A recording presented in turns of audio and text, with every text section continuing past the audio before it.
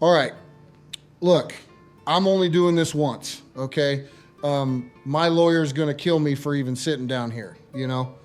I just said goodbye to Obafemi, so I don't know, felt like the right time. I mean, 5 names, that's it. Not doing a top one, top two, nah. Just 5 guys who actually earned it. Let's go. So, um, when I first got called up, I didn't know anybody, you know? Like, genuinely, I didn't watch wrestling growing up, so I'm walking around backstage and I don't know who's who. And there was this guy, Brad Reingans. He was kind of my connection into all this, being from Minnesota and all. And Brad brought me around to a few guys, and Kurt Hennig was one of them. And Kurt just, I don't know, he took a liking to me right away. Him and Big Boss Man both did, actually. And I remember asking, I mean, I was young, I didn't know the business, so I just started asking if I could ride with them. Just, can I jump in the truck? I'll pump the gas, whatever you need. And they let me. And that's, honestly, that's where I learned everything, you know? Not in the ring, in the car, riding down the road with Kurt, just listening.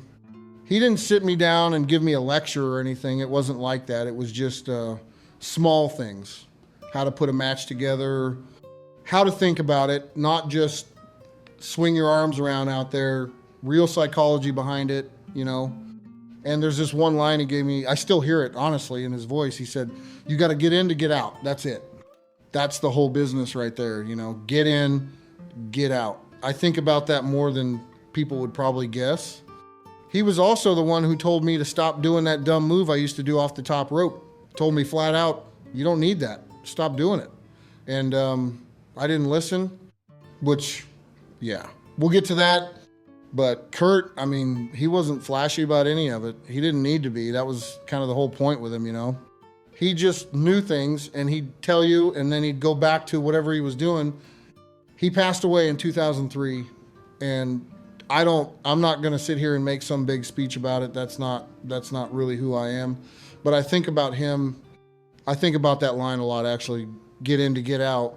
Still true today, probably more than ever. So, yeah, Kurt Hennig, one of the 5, wasn't even a question for me. Okay, so this one's different, you know. This isn't about psychology or learning the business or whatever. This is about who's actually strong, like legit strong. And I gotta be honest with you, I thought that was me. For a long time, I thought that was just me. There was this thing that used to happen backstage, you know, guys would kill time before a show and somebody'd start arm wrestling somebody else. Half of it was just showing off, honestly, trying to impress people, whatever. And I'd go through the whole locker room one by one. I mean, I beat everybody. Big guys, small guys, didn't matter. Even Paul, you know, the big fella with the hands like bananas, I got him too. And then there's Kane. I could not move that man's arm. I mean, I tried. I really tried, and it wouldn't budge. It ticked me off, honestly, because I hated not being first at something, you know? Still do, but there was no getting around it. Trying to push his arm down was like, it's like trying to knock over a tree with one arm. That's the only way I can describe it, like a tree. You're not moving it. And here's the thing that always got me. On TV, this guy's got fire shooting out of the turnbuckles. He's got the mask, the whole monster thing going. And off camera, quiet guy, real calm. You'd never guess it was the same person, honestly. Now, I also used to ride with him and Undertaker early on. I'd ask if I could jump in the back, you know, just to be around, learn a little bit. That's its own story, though. I'm not going to get into all that here. But the strength thing, that stuck with me, because I've fought a lot of strong men in my life. Legit strong, not wrestling strong. I mean, UFC, football, all of it. And Kane's still up there. Still one of the only ones. So yeah, Kane. Not for anything flashy, just respect. Plain and simple. The guy was built different, and I know that better than almost anybody. So I said I'd come back to this the move Kurt told me to stop doing, well, I didn't stop. And it caught up with me at WrestleMania 19 against Kurt Angle. I'd done that move 100 times before, you know, shooting star press, off the top rope, did it in Ohio Valley, did it wherever, never had a problem. And I don't know, something in my head that night just said, do it again. Somebody backstage, I'm not going to say who, told me it would be a WrestleMania moment. And yeah, it was a moment all right. Just not the one anybody wanted. I landed wrong, right on my head. And Kurt, I mean, this is the part people don't really know. Kurt was banged up too going into that match. Bad. He had no business being out there either, honestly. But he's the one who had to think fast, get me moving again, get us to the finish, and he did it. I don't know how, but he did. That's Kurt Angle for you, though. That's just who he is. We had history before that, too, going back and forth for the title, you know, trading it, fighting it out on SmackDown, all of it. Real physical stuff, not just going through the motions. And look, I'll be honest, we banged heads outside the ring, too, once, just messing around, testing each other the way guys do. He got the better of me that day. I'll give him that. But it's the friendship that sticks with me more than any of it, honestly. Kurt's told people, I've heard this, that he wouldn't want to fight me for real. Not because he couldn't or whatever, but because of the respect, you know? That's a two-way street, too. I feel the same about him. He's called me the best athlete he's ever been around. I'm not going to sit here and repeat all that. It's not really my style. But coming from him, somebody who's been an Olympic champion, somebody who's actually seen everything in this business, that means something. That's not nothing. Point is, Kurt Angle didn't just give me one of the best matches of my life. He gave me one of the scariest nights of my career, and he's the reason I walked out of it in one piece. That's not something you forget. That's not something you owe somebody a small thank you for. So, yeah, Kurt's on the list. Wasn't close. All right, so this one's a little different because this isn't really about a lesson or strength or any of that. This one's about trust. Real trust, you know? The kind you don't get handed, you earn it, and even then it's rare. Same as with Kane early on. I used to ask if I could ride along with Undertaker too. Just be around him, you know, listen, watch how he carried himself. He didn't talk a whole lot, honestly, but when he did, you paid attention. That much I learned quick.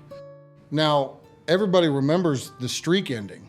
I mean, that's the thing people bring up. That's the headline, whatever. But for me, it was never really about the number, you know? It was about what it meant that they trusted me with it at all. Because that streak, I mean, that thing was untouchable for years. Bigger than any title, honestly. Bigger than most things in this business, period. And I remember thinking, who else, you know? Who else has the credibility, the believability to be the one standing there when it ends? And I'm not saying that to brag. I'm being honest with you. I don't think there was anybody else who made sense for that moment. And somehow it landed on me. That's not something you take lightly. I understood even then what that meant, not just for me, but for him too. He was willing to walk into that ring and hand that over. That's not a small thing, you know. That's a man saying, I trust you with the one thing I built my whole career on.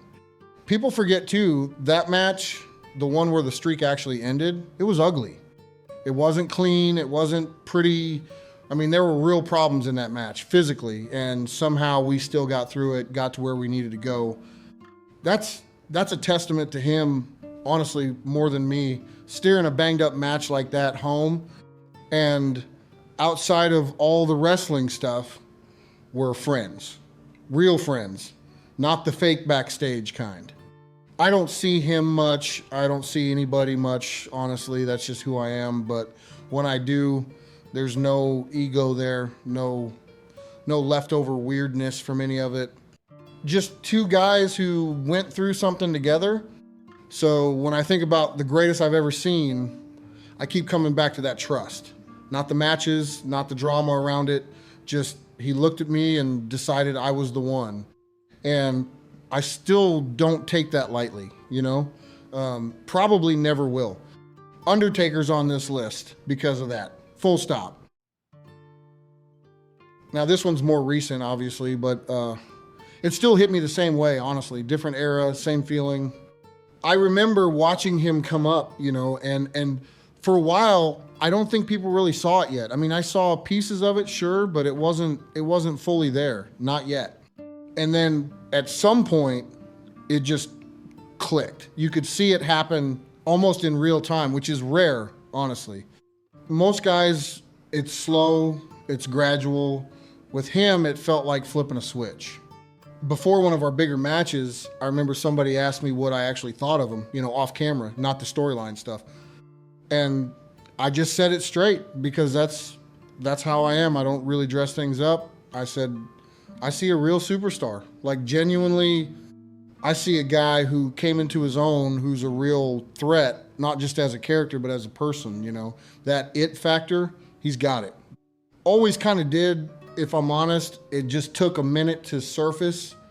And I'm not going to lie, going into that match, I actually felt something, like butterflies almost, which doesn't happen for me much anymore, honestly, after everything I've done in and out of the ring. But with him, there was this, I don't know, excitement, genuinely, like it mattered again. We beat each other up plenty, obviously. That's the job. That's what we do. But there was never any of that leftover ugliness after, hit me, I'll hit you back, we shake hands, we move on. That's how it's supposed to work, honestly, and not everybody gets that part right. What I respect most, though, is he didn't just show up and get handed anything. I watched him earn it piece by piece in real time, and I don't hand that kind of respect out easy. You know that by now. So when I think about somebody carrying this whole thing forward, somebody who represents what's next, he's the guy that comes to mind first, honestly. Not the only one anymore, obviously, but the first. Roman's on this list because he reminded me what it feels like to actually care about a match again. That's rare. That's not nothing, So that's 5. That's the list. Kurt, Kane, Undertaker, Roman. Different reasons, all of them, but every one of them earned their spot, I don't hand this stuff out easy. And look, I just walked away from Femi, not long ago, and something about that, it kind of put all this in my head anyway. Made me think about who actually shaped me, who I actually owe something to. I'm not gonna sit here and get sentimental about it. That's not who I am, honestly. But I felt like saying it once out loud. For whoever's listening, that's the list. That's the 5. I said what I needed to say. We're done here.